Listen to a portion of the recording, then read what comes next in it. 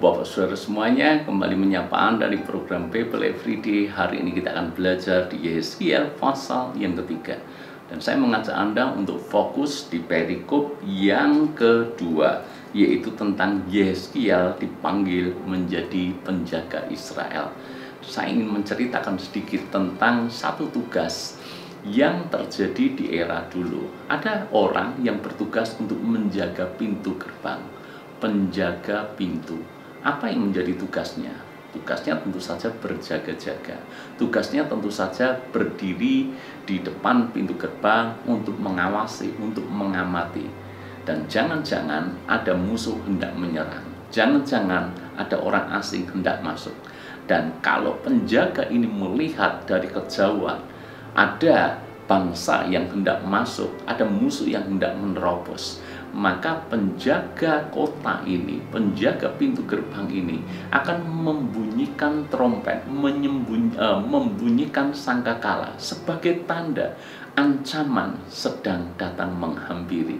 Dan ketika seorang penjaga gerbang kota membunyikan sangkakala, maka rakyat yang ada di dalam kota itu harus menaruh perhatian dengan sungguh-sungguh.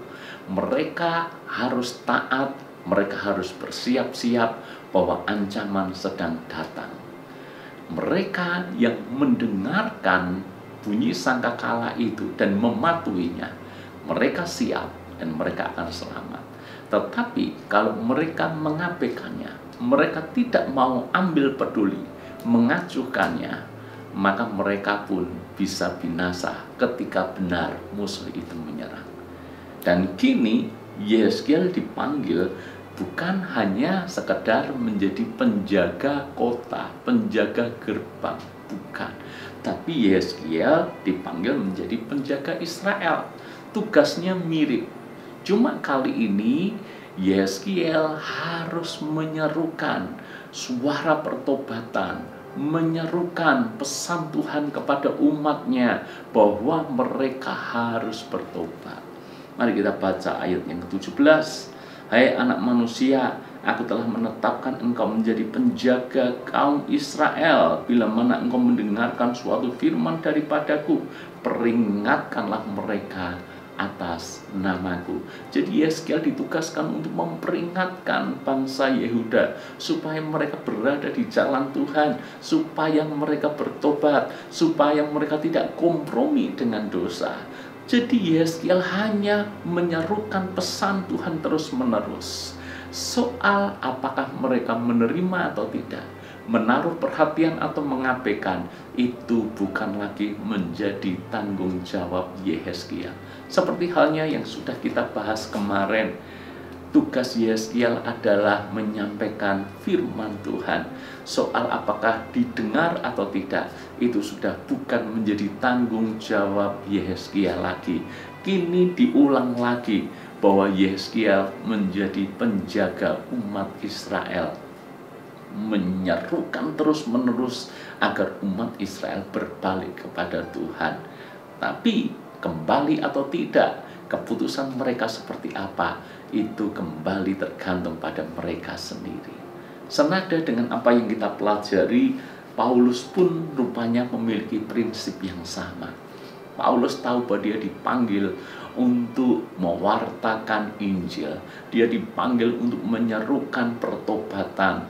Dia dipanggil untuk membawa kabar keselamatan di dalam Kristus Yesus. Tapi apakah kabar baik itu diterima atau tidak, itu bukan lagi menjadi tanggung jawab Paulus. Tanggung jawabnya adalah memberitakan Injil kemanapun dia pergi.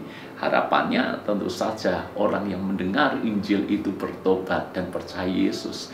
Namun kalaupun tidak, maka Paulus tidak bertanggung jawab atas jiwa mereka. Kalau kita membaca di dalam Kisah Para Rasul pasal 20 ayat yang ke-26 dan 27 dengan jelas Paulus menyatakan itu. Sebab itu pada hari ini aku bersaksi kepadamu bahwa aku bersih. Aku tidak bersalah terhadap siapapun yang akan binasa. Sebab aku tidak lalai memberitakan seluruh maksud Allah kepadamu. Jelas sekali bahwa Paulus memberitakan Injil di mana-mana. Dan Paulus bukan berarti tidak peduli dengan mereka yang binasa, tidak. Tapi ayat ini menunjukkan bahwa tanggung jawab keselamatan itu menjadi tanggung jawab mereka masing-masing. Tugas Paulus hanyalah memberitakan pesan firman Tuhan, mewartakan Injil keselamatan. Tapi kalau mereka menolaknya, Paulus berkata, aku bersih, aku tidak bersalah terhadap siapapun yang akan binasa. Hal yang sama berlaku dalam hidup kita, saudara. Kita menjadi penjaga jiwa, penjaga bagi keluarga kita, penjaga bagi anak-anak kita, penjaga bagi keluarga besar kita, penjaga bagi tetangga kanan kiri kita, lingkungan pekerjaan kita, teman-teman komunitas kita. Kita menjadi penjaga mereka, bawa mereka kepada Kristus, wartakan Injil keselamatan bagi mereka. Ingat bahwa kalau mereka tidak bertobat, mereka akan binasa. Kita perlu membunyikan sangkakala keselamatan itu kepada mereka. Namun kembali lagi, soal mereka menerima atau tidak, itu bukan jadi tanggung jawab kita. Dan percayalah, kita tidak akan pernah dipersalahkan oleh Tuhan kalau mereka sudah menerima, sudah mendengarkan Injil yang kita sampaikan, tapi mereka tidak bertobat. Tapi kita menjadi salah kalau kita tidak pernah mengingatkan sama sekali.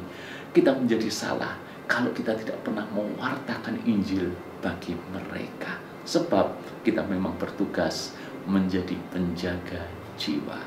Tuhan berkati.